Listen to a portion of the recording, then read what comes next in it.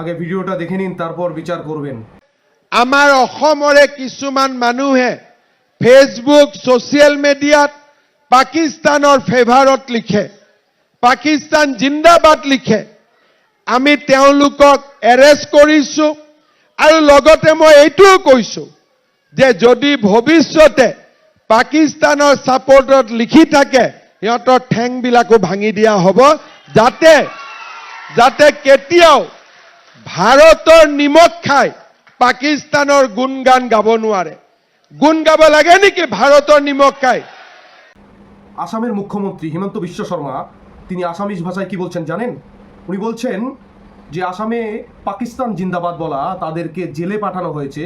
যদি এরা আগামী দিনে আবারও পাকিস্তান জিন্দাবাদ বলে বা এই ধরনের কোনো কাজ করে তাহলে তার ঠ্যাং ভেঙে জেলে পাঠানো হবে। আর আমাদের এই পশ্চিমবঙ্গে পাকিস্তান জিন্দাবাদ বলা বা পাকিস্তানের পতাকা পোড়ানো এটা বড় অন্যায়।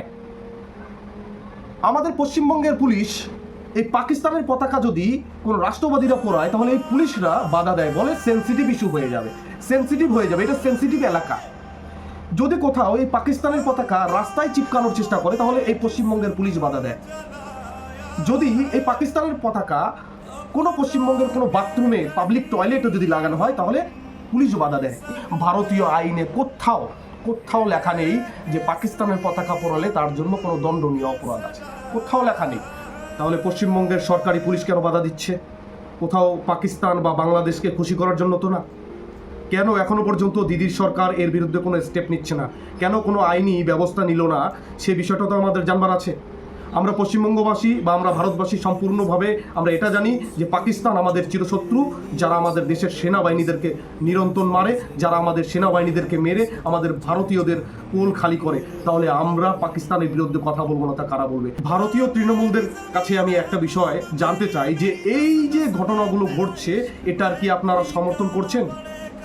মানে পাকিস্তানের পতাকাকে নষ্ট করা যাবে না, এটাকে কি আপনি সমর্থন করছেন, নাকি পাকিস্তানকে ধুয়ে দেওয়ার সমর্থন করেন? এই বিষয়টা একবার জানতে ইচ্ছা করছে, কারণ বিষয়টা ভয়ানক দিকে যাচ্ছে সম্পূর্ণভাবে বাংলাদেশি এবং বাংলাদেশি পন্থীদেরকে খুশি করবার জন্য।